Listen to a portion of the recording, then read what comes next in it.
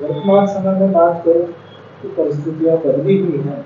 लोकतंत्र में लोक को खरीदने का जो षड्यंत्र चल रहा है, उससे कहीं ना कहीं देश और विदेश भ्रमित है।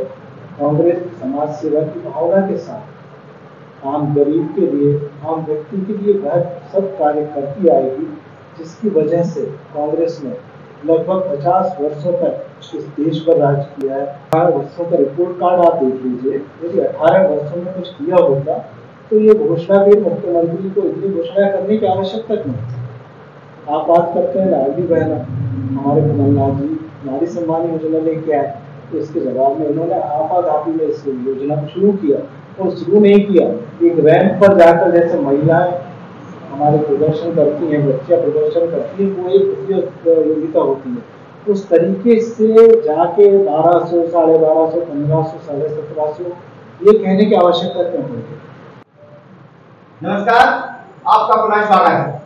जैसा कि हम जान ही रहे हैं कि अब आचार संहिता जो है वो लागू हो चुकी है और हर तरफ प्रशासन ने अपना कब्जा डाल लिया है। हर जगह प्रशासन अपनी मुस्तैदी पे तैयार है कि किसी भी तरह से चुनाव में कोई विसंगतियां पैदा ना हो और जो संवेदनशील रूप है, ऐसी जगहों पर पुलिस की बड़ी नजर भी है। और हम चर्चा करेंगे विधानसभा चुनाव पे। आज मेरे साथ उपस्थित है मनीष शाह जी, जो पिपरिया विधानसभा से हैं, ब्लॉक कांग्रेस कमेटी सेल से अध्यक्ष हैं, साथ ही NSUI एवं युवक कांग्रेस के पूर्व अध्यक्ष भी रहे और नगर व्यापारी संघ के सचिव भी हैं और समाज सेवी हैं। एक अंतरराष्ट्रीय संस्था है समाज सेवी, जिसके आप सदस्य भी हैं, उसमें आप समाज सेवा भी करते हैं। एक बड़ा व्यक्तित्व हमारे साथ मौजूद है। सर, मैं आपका बहुत बहुत स्वागत करता हूँ हमारे इस कार्यक्रम में। जैसे कि सर, आप हम जानते हैं कि विधानसभा चुनाव तो आ ही चुके हैं। कांग्रेस हो या भाजपा हो, आम आदमी पार्टी हो, निर्दलीय हो, हर जगह हम देख रहे हैं कि जनता को आकर्षित करने का विचार बना रही है। हर एक जो पार्टियां हैं उनको लोभ दे रही है। एक तरीके से मेरा मानना है कि लोभ दिया जा रहा है कि हमें चुना जाए। तो मेरा आपसे एक महत्वपूर्ण जो प्रश्न होगा, वो पिपरिया विधानसभा में कांग्रेस के पास ऐसे क्या मुद्दे हैं? क्योंकि भाजपा आपने बताती है कि हमने ये योजना लाई, ये निर्माण लाए, तो कांग्रेस के पास ऐसे क्या मुद्दे हैं जिसको लेकर कांग्रेस आम जनता के बीच में वोट के लिए जाए? धन्यवाद रुपेश जी, आपने मुझे आमंत्रित किया। लोकतंत्र की खूबसूरती भी चुनाव है और चुनाव की लोकतंत्र की खूबसूरती है। तो हम समाज सेवा को या राजनीति को सेवा का माध्यम मानते हैं। आप बहुत अच्छी बात कर रहे हैं कि भारतीय जनता पार्टी के पास मुद्दे हैं। मैं आपको बताना चाहूँगा, देश को आज़ाद कराने का इतिहास कांग्रेस ने लिखा। आज जब अमृत काल हम मना रहे हैं तो देश जिन बुलंदियों पर है, वह कांग्रेस के द्वारा की गई योजना। वर्तमान समय में बात करूं तो परिस्थितियां बदली हुई हैं। लोकतंत्र में लोक को खरीदने का जो षड्यंत्र चल रहा है, उससे कहीं ना कहीं देश और विदेश भ्रमित है। कांग्रेस समाज सेवा की भावना के साथ आम गरीब के लिए, आम व्यक्ति के लिए वह सब कार्य करती आएगी, जिसकी वजह से कांग्रेस ने लगभग 50 वर्षों तक इस देश पर राज किया है। प्रदेश की जनता के दिलों पर राज किया है। जहाँ पर बात है 18 वर्ष की उम्र में मतदान बनाने की बात, IT हब बनाने की बात, देश को 21वीं सदी में ले जाने की बात, देश को 47 में आज़ाद कराने से लेके सन 1989 तक राजीव गांधी जी ने जो काम किए और ग्लोबलाइजेशन के बाद आदरणीय मनमोहन सिंह ने 10 वर्षों में जो ऊंचाइयों पर देश को लेकर गए, वही हमारा विजन आगे भी। एक लंबा समय कांग्रेस के पास रहा। 1951 के बाद जब पहली पंचवर्षीय बनी और लंबे समय तक कांग्रेस का जो है केंद्र में एक सत्ता रही, उसके बाद हम बात करते हैं तो प्रदेश में भी कांग्रेस की सत्ता रही और फिर 2003 के बाद मध्य प्रदेश में निरंतर भाजपा है। और कांग्रेस का हमने पहले देखा था कि कांग्रेस में बहुत ज़्यादा कार्यकर्ता थे, बहुत ज़्यादा कार्यकर्ता थे और आज भी है, परंतु अब हो कहीं ना कहीं दावेदारी की हो रही है, स्वयं को प्रत्याशी बताने की हो रही है। तो मेरा एक आपसे जो प्रश्न है कि इतने सारे मतभेदों के बीच में, जहां हम देख रहे हैं कि हर एक विधानसभा में 10 से 12, 15, 20 दावेदार आ रहे हैं, तो इतने मतभेदों के बीच कांग्रेस कैसे विधानसभा चुनाव में परफॉर्मेंस देखा है? दिपेश जी, आपने भारतीय जनता पार्टी की पूरी सूची की बात की। हाँ। आपने देखा होगा कि 60 सांसदों जिनमें से 3 केंद्रीय मंत्री, उनको विधानसभा का टिकट दिया गया। और मुझे तो ताज्जुब है कि केंद्रीय कृषि मंत्री, भारत एक कृषि प्रधान देश है, माननीय नरेंद्र सिंह जी तोमर अपने विधानसभा क्षेत्र में पिछले 14 दिन से नहीं गए हैं। तो हार का डर और कलह भारतीय जनता पार्टी में है। हमारे क्षेत्रीय सांसद 6 लाख वोट से जीतते हैं और जब गाड़ेवाड़ा से उनको विधानसभा की टिकट दी जा रही है, आज वह भी असहाय महसूस कर रहे हैं। आज केंद्रीय नेता कैलाश विजयवर्गीय की आप बात करें तो उनकी स्थिति आपको इंदौर में क्या है, आपको मीडिया के माध्यम से पता है। कांग्रेस में टिकट को लेकर हमेशा बात होती रही। आप 2003 से अब तक की बात कर रहे हैं। हम देखें 2018 चुनाव में कांग्रेस विजयी हुई। चोट खाने से यदि भारतीय जनता पार्टी की सरकार बनी तो ये केंद्रीय नेतृत्व मोदी और अमित शाह की जो जुगलबंदी है, ये सबके सामने सर्वोदय है कि किस तरीके से हमारे विधायकों को खरीद कर सकता है।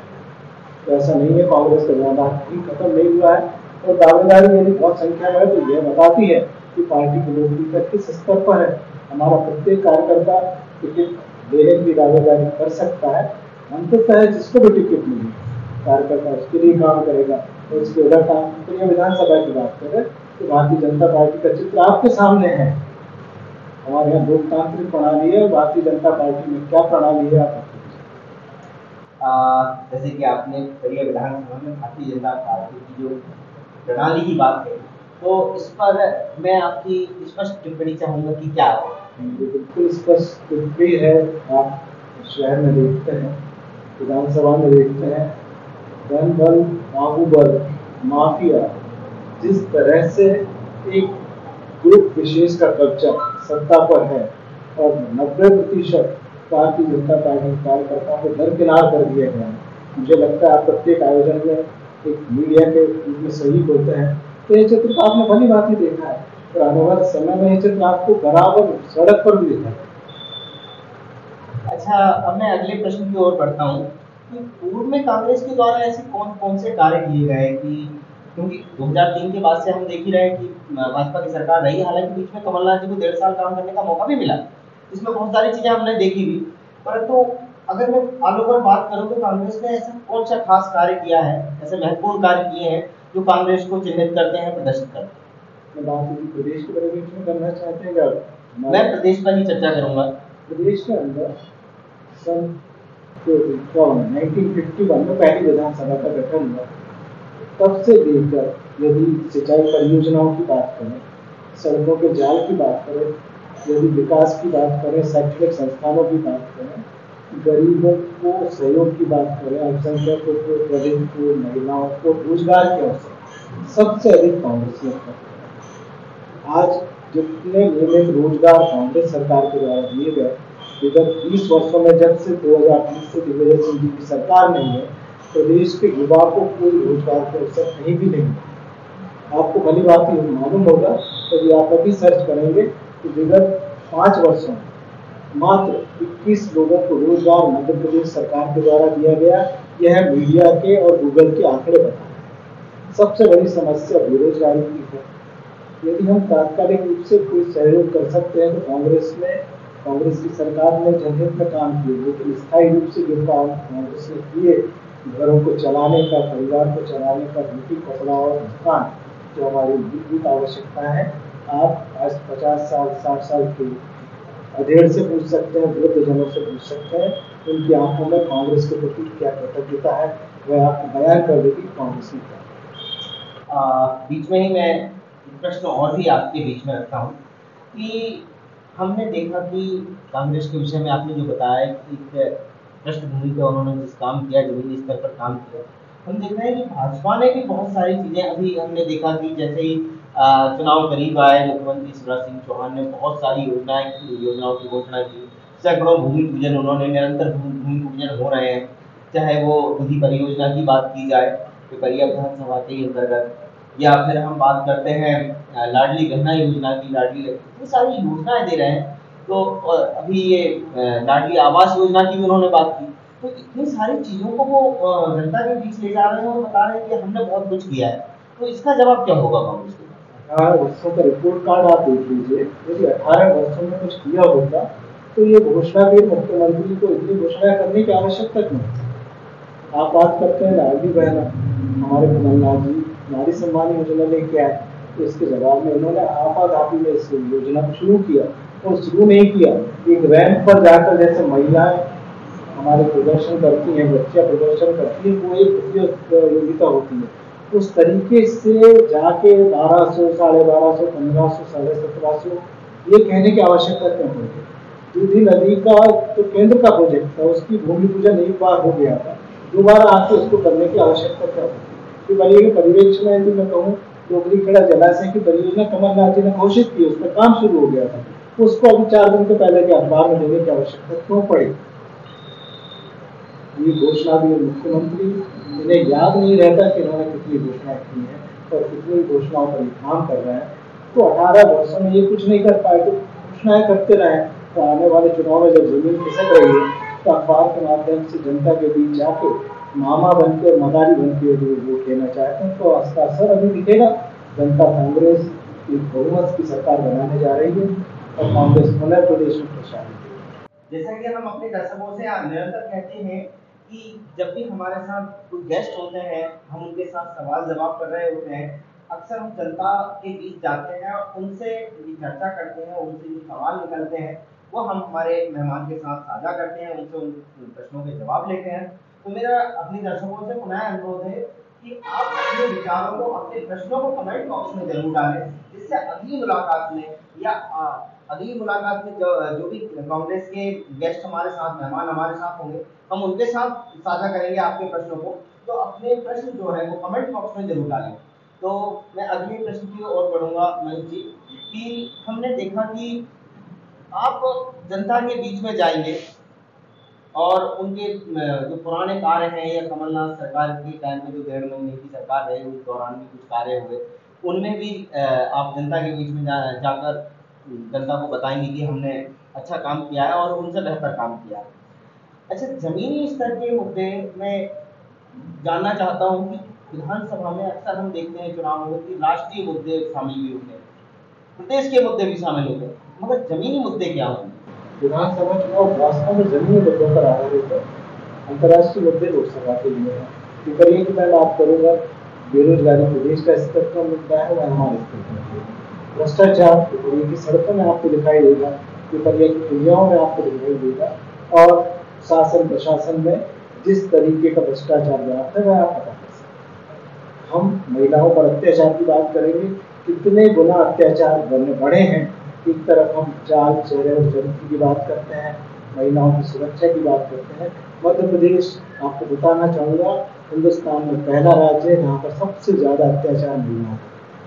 कुपोषण की बात करूँगा, कुपोषण मध्य प्रदेश में सबसे ज़्यादा है। वैसे तो भारतवर्ष, शर्मिंदगी की बात है कि विश्व में कुपोषण में बहुत पीछे है, हम बहुत ज़्यादा कुपोषित है हमारे देश में। ऐसे जमीनी मुद्दे हैं, भ्रष्टाचार सबसे मूल है।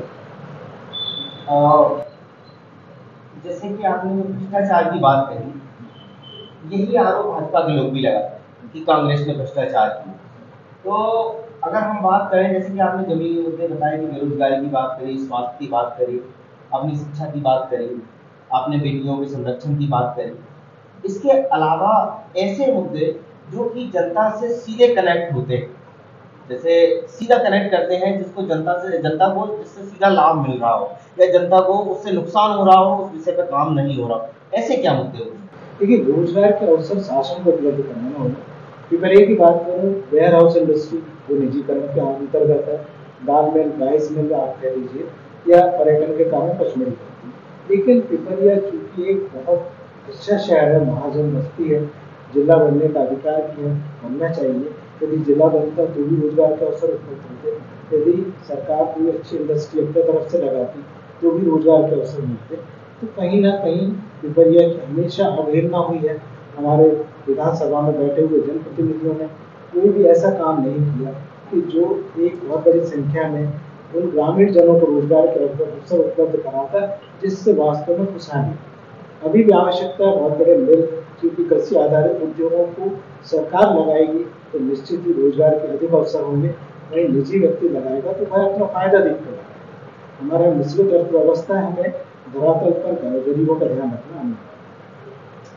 जी, आपने बहुत सारे हमारे सवालों के जवाब दिए। हम अक्सर जनता के बीच में जाते हैं और उनसे चर्चा करते हैं, जो उनके प्रश्न होते हैं, जो उनकी समस्याएं होती हैं, वो आपके सामने साझा करते हैं। अभी वर्तमान में हम देख रहे हैं कि चौराहों पर चर्चाएं हो रही हैं कि क्या होगा, कैसे होगा, कांग्रेस के पास क्या मुद्दे हैं, भाजपा के पास क्या मुद्दे हैं, जमीनी मुद्दे क्या हैं। तो ये सारे जो विषय थे, जो चौराहों से निकलते समय जब आम जनता जब इकट्ठी होती है, उनसे जो प्रश्न उठाए थे वो हमने आपसे साझा किए।